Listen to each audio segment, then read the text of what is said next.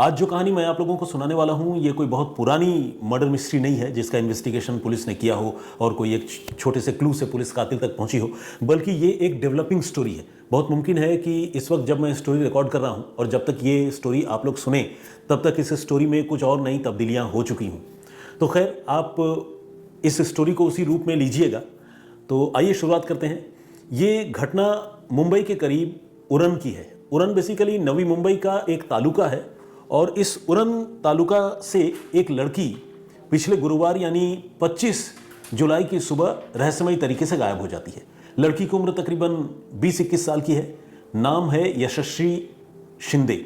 तो ये यशस्वी शिंदे जो है वो अपने घर से सुबह के वक्त ये बताकर निकलती है कि वो अपने किसी दोस्त से मिलने जा रही है और जल्द ही वापस लौट आएगी। लेकिन होता यह है कि फिर वो लौटकर घर नहीं आती। दोपहर के बाद उसका मोबाइल फ़ोन भी हैरानी भरे तरीके से स्विच ऑफ हो जाता है। जब देर होती है घर वाले परेशान होते हैं। पहले तो लगातार मोबाइल पे फ़ोन करते हैं लेकिन फ़ोन नहीं उठता, स्विच ऑफ हो जाता है। तो घर वालों की परेशानी और बढ़ जाती है। फिर वो अपने नाते रिश्तेदारों से बात करते हैं कि कहीं तुम्हारे यहाँ तो नहीं आई। यशस्वी की जो दोस्त हैं, जानने वाले हैं, जो उसकी सहेलियाँ हैं, उनसे भी घर के लोग बात करते हैं कि क्या तुमने देखा, उससे कोई बातचीत हुई। लेकिन सारे लोगों की तरफ से घर वालों को नकारात्मक जवाब मिलता है। कहने का मतलब कोई भी यशस्वी के बारे में कोई बहुत कंक्रीट इंफॉर्मेशन नहीं दे पाता। हाँ, एक यशस्वी का जो दोस्त है वो ये ज़रूर बताता है कि यशस्वी किसी से मिलने जा रही थी और मिलने जाने से पहले उसने ये कहा था कि उसे बहुत डर लग रहा है। लेकिन वो किससे मिलने जा रही थी और यशस्वी को उससे मिलने में डर क्यों लग रहा है, इसके बारे में यशस्वी ने न उस दोस्त को बताया था और न वो दोस्त यशस्वी के घर वालों को बता पाया। तो ये अपने आप में एक मिस्ट्री वाली बात थी, एक रहस्य वाली बात थी कि आखिर ये लड़की अपने किस दोस्त से मिलने के लिए गई जिसके बाद वो गायब हो गई। घर के लोग गुरुवार के पूरे दिन बहुत परेशान रहते हैं और गुरुवार और शुक्रवार की जो दरमियानी रात है यानी 25 और 26 जुलाई की दरमियानी रात, इस समय उन्होंने पुलिस थाने में अपनी बेटी की गुमशुदगी की रिपोर्ट दर्ज करा दी। पुलिस ने रिपोर्ट दर्ज की और अपने तौर पर इस लड़की को ढूंढने लगी। घर वाले भी अपने तौर पर ढूंढ रहे थे। 24 घंटे का वक्त गुजर गया और 24 घंटे बाद पुलिस को एक खबर मिली। पुलिस को यह पता चला कि उरण तालुका में ही एक जगह है कोटनाका। उस कोटनाका इलाके में रात के वक्त एक पेट्रोल पंप के पास से एक आदमी ने पुलिस को फ़ोन किया और फ़ोन करके उसने ये कहा कि यहाँ झाड़ियों के पास किसी लड़की की डेड बॉडी पड़ी हुई है, लाश पड़ी हुई है, तो एक बार आप लोग आकर देख लीजिए। कुत्ते उस लाश को नोच रहे थे, हमने अभी कुत्तों को भगाया, मैं वहीं पर हूँ। ये खबर जब उरण पुलिस सुनती है तो उरण पुलिस भी सोच में पड़ जाती है कि भाई झाड़ियों में लाश, ये नॉर्मल डेथ तो हो नहीं सकता। पुलिस फ़ौरन मौके पर पहुंचती है और मौके पर आकर देखती है कि एक लड़की की डेड बॉडी पड़ी है जो बुरी तरह से ख़राब है, यानी म्यूटिलेटेड कंडीशन में है। उसका चेहरा कुचला हुआ है। उस लाश के प्राइवेट पार्ट्स, उन्हें बुरी तरह से ख़राब किया गया है, कुचल दिया गया है, ख़राब किया गया है।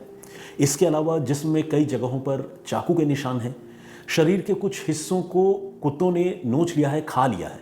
तो कुल मिलाकर लाश की हालत ऐसी थी जिसे देखकर उस मरने वाली लड़की की पहचान कर पाना बड़ा मुश्किल था।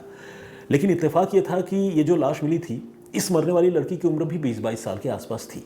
अब उरण पुलिस को लगने लगा कि कहीं ऐसा तो नहीं कि ये लड़की वही हो, शिंदे परिवार की बेटी जिसकी गुमशुदगी की रिपोर्ट उस परिवार ने दर्ज कराई है। यशस्वी की डेड बॉडी तो नहीं है। पुलिस ने अब यशस्वी के घर वालों को फ़ोन किया और उन्हें बुलाया डेड बॉडी की पहचान करने के लिए। पुलिस की टीम के साथ घर वालों ने लाश देखी और लाश देखते ही वो बिल्कुल बेकाबू हो गए, रोने लगे बुरी तरह से। उन्होंने डेड बॉडी को देखते ही पहचान लिया कि ये उन्हीं की बेटी की लाश है, क्योंकि यशस्वी के बॉडी पर कुछ यूनिक आइडेंटिफिकेशन मार्क भी थे। उसने अपने कमर पर एक खास टैटू बना रखा था। उस टैटू को देखकर उसके परिवार के लोगों ने पहचान लिया, प्लस कपड़े तो खैर थे ही, और ओवरऑल जो बॉडी का अपीयरेंस था, हुलिया जिसे कहते हैं, उसे देखकर भी अंदाज़ा मिल रहा था। तो घर वालों ने पहचान कर लिया, क्योंकि 24 घंटे पहले ही लड़की की गुमशुदगी की रिपोर्ट दर्ज हुई थी और एक दिन बाद ये बॉडी मिली थी। तो कोई बहुत सड़ी गली या पुरानी डेड बॉडी नहीं थी। तो घर वालों ने उस डेड बॉडी को देखकर पहचान लिया कि ये लाश उनकी बेटी यशस्वी की ही है।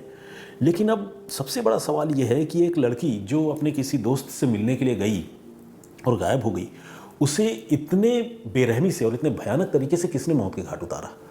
किसकी ऐसी दुश्मनी उस लड़की से थी? एक ऐसी लड़की जिसके देखा जाए तो अभी जस्ट वो बालिग हुई ही थी, 20-21 साल की उसकी उम्र थी। और इतनी छोटी लड़की से ऐसी अदावत, ऐसी खुंदक किसकी हो सकती है। तो पुलिस अब घर वालों से पूछताछ करने लगी और पुलिस ये भी पता करने लगी कि कहीं ऐसा तो नहीं कि दुश्मनी लड़की से नहीं बल्कि लड़की के घर वालों से हो और किसी कातिल ने घर वालों से बदला लेने के लिए लड़की की हत्या कर दी हो। तो पुलिस सारे एंगल को एक्सप्लोर कर रही थी और इसी एंगल को पता करने के सिलसिले में पुलिस ने जब घर वालों से बातचीत की तो घर वालों ने पुलिस को एक कहानी सुनाई। घर वालों ने यह बताया कि आज से कुछ साल पहले, साल 2018 में, जब यशस्वी और भी छोटी थी, माइनर थी, उस समय एक टैक्सी ड्राइवर जो है उनकी बेटी को परेशान किया करता था, जिसका नाम है मोहम्मद दाऊद। मोहम्मद दाऊद नाम का ये टैक्सी ड्राइवर लगातार उनकी बेटी का पीछा करता था, परेशान भी करता था और एक बार मौका पाकर उसने उनकी बेटी यशस्वी का उत्पीड़न भी किया था, उसको एक्सप्लॉइट भी किया था। इसके बाद शिंदे परिवार ने उस टैक्सी ड्राइवर दाऊद के खिलाफ रिपोर्ट लिखवाई थी और उसे पोक्सो एक्ट के तहत गिरफ्तार करके जेल भी भेजा गया था। Prevention of cruelty against child है ना, तो उस एक्ट के तहत गिरफ्तार करके जेल भी भेजा गया था। और अब से कुछ समय पहले वो लड़का जो है उस मामले में जेल से छूट गया था, प्रोबेबली जमानत पर ही छूटा होगा। तो घर वालों ने ये एक बात बताई और घर वालों ने ये आशंका जताई कि कहीं ऐसा तो नहीं कि उसी लड़के ने कोई बदला लेने के लिए उनकी बेटी के साथ ऐसा कुछ कर दिया हो। घर वालों की इस आशंका के बाद पुलिस को एक सुराग मिल चुका था और पुलिस ये पता करने में लगी थी कि कहीं इस मर्डर के पीछे उसी लड़के का हाथ तो नहीं है।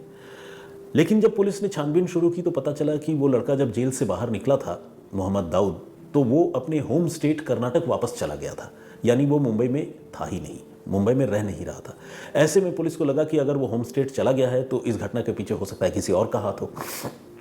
लेकिन पुलिस ने जिस जगह पर यह हत्या हुई थी उधर जाने वाली सड़कों के सीसीटीवी फुटेज प्लस ये जो मोहम्मद दाऊद है उसके मोबाइल फ़ोन की जानकारी जुटाने की शुरुआत की, प्लस ये जो यशस्वी जिसकी हत्या हुई थी इसके मोबाइल फ़ोन पर आखिरी दफ़ा किससे बातचीत हो रही थी पुलिस ने ये भी पता करने की कोशिश की। तो इस तरह से पुलिस ने एक टेक्निकल इन्वेस्टिगेशन लॉन्च किया और मल्टीपल डायमेंशंस में, यानी अलग अलग दिशाओं में पुलिस की तफ्तीश जो है एक साथ चल रही थी। इसी क्रम में पुलिस ने जब यशस्वी के मोबाइल फ़ोन की कॉल डिटेल यानी CDR निकलवाई तो उसमें पुलिस ने एक संदिग्ध नंबर देखा जिससे उसकी अपने मौत या गुमशुदगी के कुछ समय पहले बातचीत हुई थी और पुलिस को जल्द ये पता चल गया कि यह नंबर किसी और का नहीं बल्कि उसी मोहम्मद दाऊद का है जो कभी यशस्वी को एक्सप्लॉइट कर चुका था और उसके एक्सप्लॉइटेशन के जुर्म में जो कभी जेल भी जा चुका था। तो यानी घर वालों का शक जो है वो पुलिस को सही लगने लगा। अब पुलिस ये पता करने में लगी कि क्या वाकई वो लड़का नवी मुंबई में या उरन में आसपास के किसी इलाके में है, क्या उसकी मौजूदगी यहाँ पर है। तो पुलिस को जब उस नंबर का पता चला तो पुलिस ने उस नंबर की भी लोकेशन निकलवाई और जब लोकेशन निकलवाई तो पुलिस ने देखा कि हाँ वो नंबर जो है वो उरन में मौजूद है, उस नंबर पर जिससे बातचीत हुई थी। पुलिस ने अब उस इलाके के আপনার মাল্টিভিটামিনে কি জরুরি ভিটামিনস আছে রিভাইটাল এতে আছে ভিটামিন ডি B12 আর ন্যাচারাল জিনসিং जो भी रास्ते हैं, जो जिस जगह पर डेड बॉडी मिली थी उस तरफ जाने वाली जितनी भी सड़कें हैं उसमें लगे CCTV कैमरों को देखना शुरू किया और इसमें भी पुलिस को कामयाबी मिली। पुलिस को उसी सड़क पर पहले ये लड़की अकेली बारिश के दौरान छाता लेकर जाती हुई दिखी और फिर उसके कुछ ही मिनटों के बाद मोहम्मद दाऊद नाम का वो लड़का भी पीछे से फॉलो करता हुआ उस लड़की के पीछे जाता हुआ दिखा। ये सारी चीज़ें कोरोबोरेट कर रही थी, हिंट कर रही थी और इशारा कर रही थी कि यशस्वी शिंदे के कत्ल के पीछे दाऊद का ही हाथ है।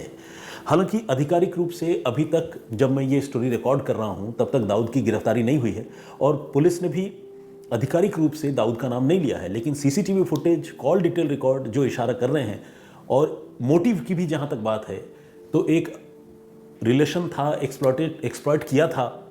अब फिर से उस लड़की से बातचीत हुई है, वो लड़की उससे मिलने जाने से पहले अपने एक दोस्त को बताती है कि मुझे डर लग रहा है। ये सारी चीज़ें इशारा कर रही हैं कि इस घटनाक्रम के पीछे मोहम्मद दाऊद नाम के उसी टैक्सी ड्राइवर का ही हाथ है जिस पर उसके घर के लोग शुरू से शक जताते रहे। अब पुलिस ने एक साथ कई टीमें बनाई हैं, वो दाऊद की तलाश में लगी है और पुलिस को उम्मीद है कि आने वाले दिनों में दाऊद नाम का ये लड़का भी पुलिस की गिरफ्त में होगा। इस कहानी में एक और एंगल या एक और अहम पहलू है, वो छानबीन के दौरान पुलिस को पता चली है, वो ये कि कर्नाटक के ही एक और लड़के से यशस्वी की फ़ोन पर बातचीत होती थी और वो जो लड़का है वो दाऊद का कॉमन नोन था, यानी देखा जाए तो एक तरह से दाऊद का दोस्त था। अब सवाल यह है कि कहीं ऐसा तो नहीं कि यशस्वी उस एक दूसरे लड़के से बात करती थी जिसकी वजह से दाऊद जो जेल से बाहर निकला था वो यशस्वी से खफा था, नाराज़ था और इसी खुंदक में कहीं यशस्वी को मारना चाहता हो या उसकी जान लेना चाहता हो, ये भी एक एंगल है। प्लस यशस्वी के घर वालों से या खुद यशस्वी से वो अपने जेल जाने का बदला लेना चाहता हो। तो मोटिव फिलहाल मल्टीपल हैं, उसमें लड़की से बदला, लड़की के घर वालों से बदला और लड़की का किसी और लड़के से बात करने की वजह से गुस्से में आकर या जिसे कहते हैं ना कि चीटेड फील करते हुए या एक जिसे कहते हैं ना कि जिल्टेड लवर, नाकाम आशिक जो खुंदक में किसी को नुकसान पहुंचाए, कहीं ऐसा तो नहीं कि उस वजह से दाऊद ने यशस्वी की हत्या कर दी। फिलहाल इस मामले में इस तरह के कई सवाल हैं, लेकिन अब तक की जांच में ये बात तकरीबन साफ हो चुकी है कि यशस्वी शिंदे के कत्ल में मोहम्मद दाऊद का हाथ है, जो मूल रूप से कर्नाटक का रहने वाला है और कत्ल से आन पहले जिसकी लोकेशन उरन इलाके में पाई गई है, देखी गई है। तो ये थी पूरी कहानी। आने वाले दिनों में पुलिस जब इस मामले का पूरी तरह से खुलासा कर देगी, यानी दाऊद को गिरफ्तार करने के साथ साथ उसके मोटिव के बारे में भी बताएगी, तो मैं फिर से इस कहानी का अपडेट आप लोगों के लिए लेकर आऊँगा। हो सकता है कि कोई और स्टोरी साथ में हो, लेकिन इस स्टोरी से रिलेटेड जो लेटेस्ट इन्फॉर्मेशन होगा, सिंस एक डेवलपिंग स्टोरी मैं आप लोगों के लिए लेकर आया हूँ, तो उसका अपडेट भी मैं आप लोगों को बताऊँगा ज़रूर।